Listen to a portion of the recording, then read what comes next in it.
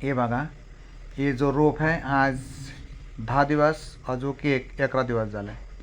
हे जो रोप आहे हे पत्ताला याचा इन्फेक्शन झाले होते. याचा रोप पत्तामध्ये ना जो व्हायरस झाले होते व्हायरस. परत हे जो व्हायरस झाल्यानंतर 2-3 दिवस झाले स्प्रे केले होते. स्प्रे केल्यानंतर आता तुम्ही बघा आधी यायचे झाले होते जे यायचा तुम्ही बघा यायचे झाले होते आधी.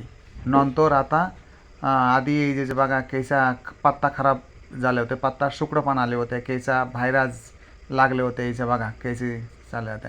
आता नवीन पत्ता आले बघा, आता नवीन पत्ता आले व आता जो पत्ता आले ना, आता जो पाल आले ना पत्ता आले ना ते नाही काही प्रॉब्लेम नाही. याच्या आधी जे यायचा झाले होते पत्ता कितना खराब झाले होते. आता नवीन पाल आले, नवीन पत्ता आले बघा, कितना चांगला पत्ता आले तुम्ही बघा.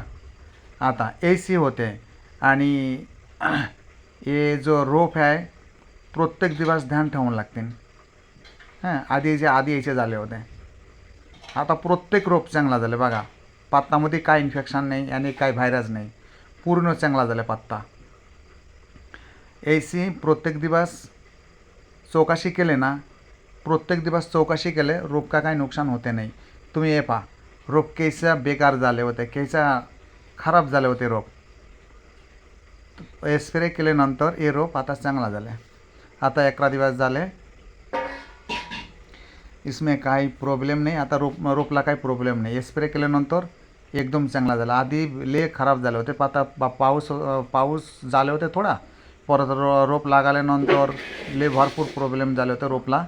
आता काही प्रॉब्लेम नाही. आता इन्फेक्शन संपले, आता चांगला निघायला लागले, चांगला पत्ता येऊ राहिले बघा. आतमधील नवीन पत्ता येऊ राहिले. आता काही प्रॉब्लेम नाही.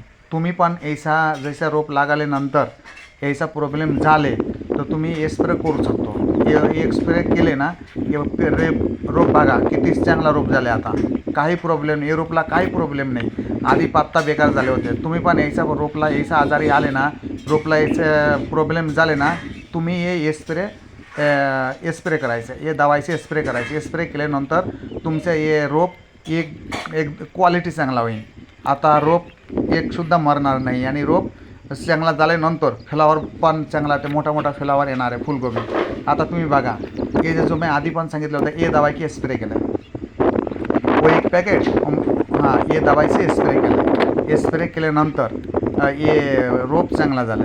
आता पत्ताला इन्फेक्शन झाले म्हणून हे दवाईची स्प्रे केले. पत्ता इन्फेक्शन झाल्यानंतर हे पूर्ण दवाई 20 लिटर पाण्यामध्ये मिलाए, फिर 150 ml की डिब्बा की 1.5 डिब्बा 20 लिटरमध्ये मिलायचे स्प्रे करायचे. अजून तिचा बरोबर अजून एक ह्या दवाई जो पाऊसमध्ये धुतेच नाही वो ये डिब्बा आहे, ये अर्धी टाकले होते, अर्धी आजचा बचाव आहे. हे पूर्ण दवाई की स्प्रे केले. स्प्रे केल्यानंतर आता हे रोप नीट झालं.